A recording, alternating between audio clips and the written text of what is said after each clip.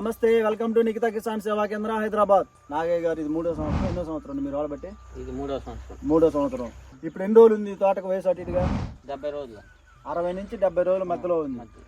కాపు కానీ పైన వచ్చే లాకులు కానీ ఎట్లా ఉందంటావు? ముడత ఏంది? ముడత ఏం లేదన్న, ముడత ఏం లేదు, బ్రహ్మాండంగా ఉంది.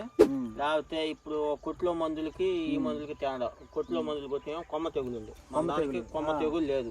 ఓకే. మంచు వాతావరణంలో ఫంగస్ ఎక్కువయ్యి, తెగుళ్ళు ఎక్కువయ్యి, కాయ కుళ్ళుడు, కొమ్మ కుళ్ళుడు, కాయ మచ్చ, ఆకు మచ్చ ఇట్లాంటివన్నీ వస్తుంటాయి.